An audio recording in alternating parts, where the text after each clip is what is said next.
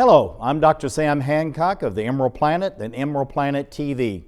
We come to you on a week-to-week basis from Washington, D.C. in the United States as we look around the globe in 144 different nations, looking for those 1,000 best practices, the technology, services, and products that are making a difference as we move through the 21st century. And as we have a planet of 9 billion people by 2038 and possibly 12 to 13 billion by the end of this century, how are we going to be able to take care of all these people on planet Earth? And that's what Emerald Planet's all about.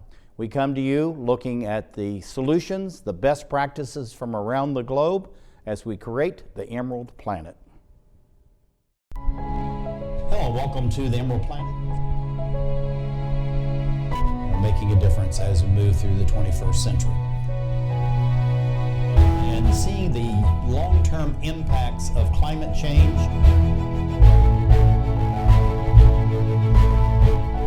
We're glad to have you. Thank you for being with us.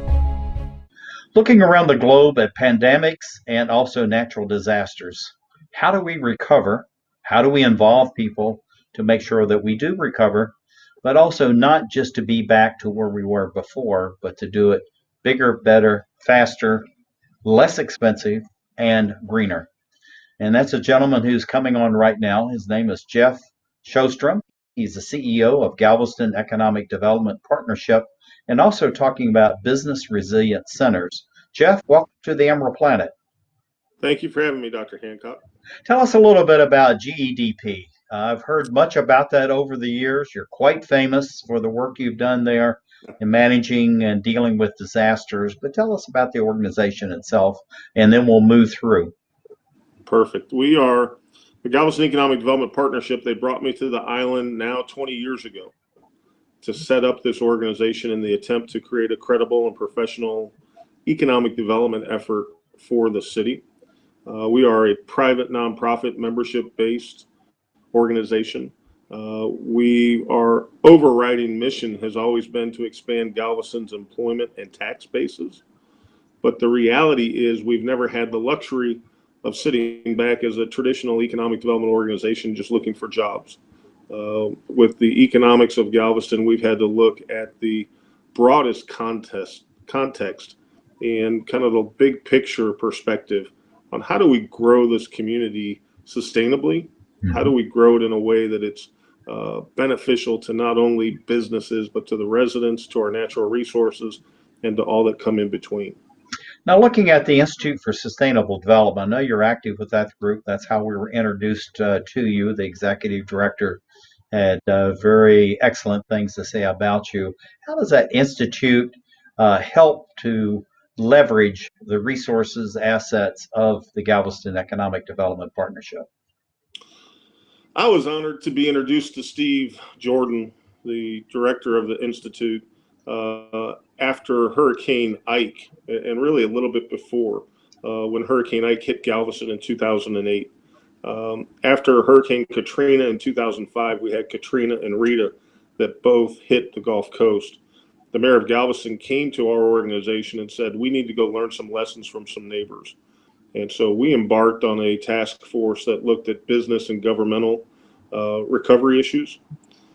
As we've moved forward, we've had Hurricane Ike, we had the Horizon oil spill, we've had Hurricane Harvey, now we have the pandemic. And what the Institute for Sustainable Development does for us as a local organization is create a national framework in which we can expand our network, both into corporate America and into the governmental agencies federally, to enhance and to multiply the types of resources and tools that we need to be effective. That's absolutely fantastic. Going back to, we're using the example of Hurricane Ike, but you've had a number of very disastrous natural incidents there. Tell us why you have to really look differently at life in a place like Galveston that has so many catastrophic events, yet you have a very pleasant lifestyle. People love being there. They love to live in the community and feel like a real sense of belonging for friends and family. How do you do that when you have this many natural and the pandemics? Yeah. Galveston has a history steeped in innovation and entrepreneurship. And from the early days of the 1900 storm, which decimated this island, in which multiple thousands of individuals were killed, all the way through to the present, Galveston, as a coastal barrier island, is a vulnerable community. And what Hurricane Ike taught us, there are many lessons, but there are a few in particular. One, we proved as a result of Ike that through better preparedness, you can actually mitigate financial loss and hardship. We know that we're vulnerable to hurricanes, and we've proven now that not only can you prepare better for that, but through a concerted and coordinated effort, you can rebuild communities better, stronger, and more resilient for future events. When you see this kind of catastrophic power that's going on around you, when you have these types of natural disasters, and of course now the pandemic's there as well, it's hard to believe that you can actually build for and mitigate something that's spontaneous and also that capricious. So how do you, when you're looking at this and you're sitting in the boardroom and thinking about the future, how do you take this into account and say, this is what happened to us, but this is what we can do to make it better for the future? How do we do that? What's the bridge for that, Jeff? Um, One, I think, with regard to what we can do from a human standpoint, we can ensure that we're building better. We enhance our public policy issues with regard to building codes, with regard to standards that we're embracing, building so that we're ready to, as best as we can, be prepared when an event of this nature takes place. One is, and I remember Brett Warr, who used to be the mayor of Gulfport, Mississippi. He counseled us after Hurricane Ike. We had reached out and formed a relationship after Katrina, but he actually flew a team to Galveston after Hurricane Ike. And in the corridor with the lights still not connected, he reminded me that what they found after Katrina and what we found after Ike was that industries that were having struggles before the natural disaster went away after the storm. The industries that were building and growing before the disaster actually grew exponentially after the fact.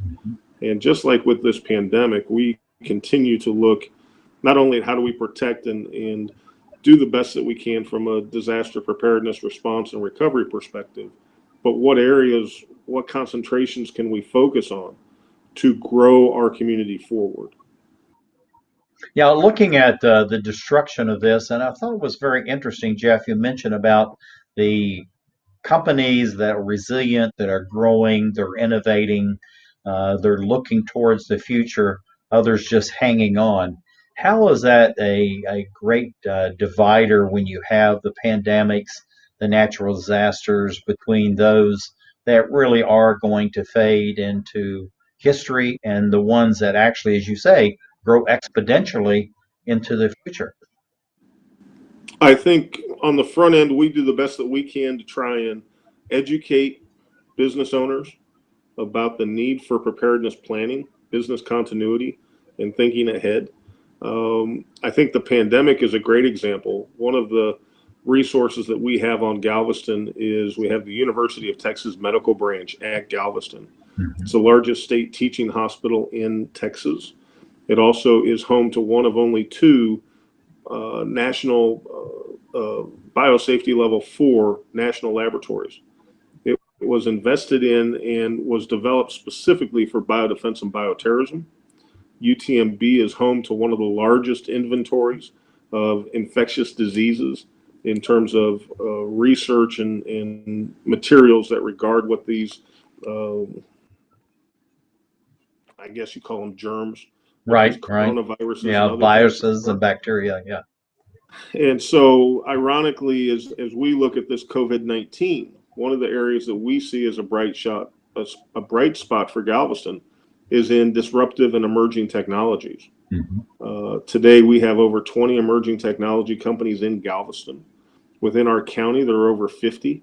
And leading up to the coronavirus this year, we had it was somewhere between 10 to 12 new emerging companies that had just presented to be a part of our incubator our technology hub, and what ultimately will become our business resiliency center. Right. But looking at the destruction that we're seeing right in front of us, it's hard to visualize this bridge where so many innovative and dynamic organizations, whether it's research, military base, whatever the backgrounds may be, wanting to be in this kind of environment. So, what are you doing that's special that people can see this and say, I want to be there? One of the running jokes is you have to be a little bit different to be in Galveston to begin with. It takes a special breed to be in Galveston. Um, I think, as exhibited after Hurricane Ike, we spend a lot of time working with the business community and the community at large. Between 2008 and 2012, my organization facilitated over $100 million in business recovery resources through a host of programs and initiatives to help our companies rebuild and to reestablish themselves. And I think the bridge is by being able to be there to provide some vision. And quite frankly, through the GEDP, we provide a bridge between many different facets of the community. So we're not developing or redeveloping with blinders on. We're thinking about our natural assets, our natural resources. We're thinking about our economic resources. We're thinking about our community resources and looking for that blend on how to build back stronger. Yeah. Everybody's contributing. These business resilience centers, tell us about that. It sounds like a brilliant idea.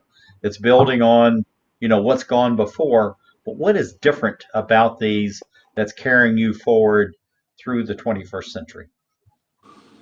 Before COVID-19, we had entered into conversations with Stephen Jordan about the possibility of creating something at the grassroots level, something at the local level that could better equip communities to be more prepared, better armed with tools and resources to educate and to bring their communities forward in disaster planning. Back in the early part of the year, we've changed our scope of work within the GEDP in that now we are merging both disaster preparedness, business continuity with emerging technologies. And so the idea of the Business Resilience Center is to create centers that have a dashboard of resources and tools available to local communities, to create a facility where it can be a demonstration hub, almost a living laboratory, to where we can introduce the newest technologies, the newest strategies, the best tools that have been developed over time for communities to be positioned and prepared to respond and act in the face of natural or catastrophic events. I tell you, you live in such a beautiful area. I mean, it's just amazing to see, the absolute destructive force that nature has. Of course, the pandemic is moving on, but then to live in a place that looks like this. So, going out on this last question, Jeff, what do you see for the growth and development as far as your business resilience centers, but also for Galveston itself as a community and as a people? And we got to be quick. I think there's a growing sense of quality of place. And how do we create that place where people can live, work, play? I think as we go forward, Galveston will continue to look for opportunities to not only grow the economy, but to grow the community in a mutually beneficial way. And we are blessed with an abundance of resources that, quite frankly, we're willing to put up against pretty much any other city in terms of having the natural resources, the business base, the institutional. It's just an amazing place to be. And I sometimes joke that I'm like a kid in a candy shop. It's a dream job. That's absolutely fantastic. Jeff Shostrom, thank you for being with us. Thank you, dear viewer, for being with us as we create the Emerald Planet.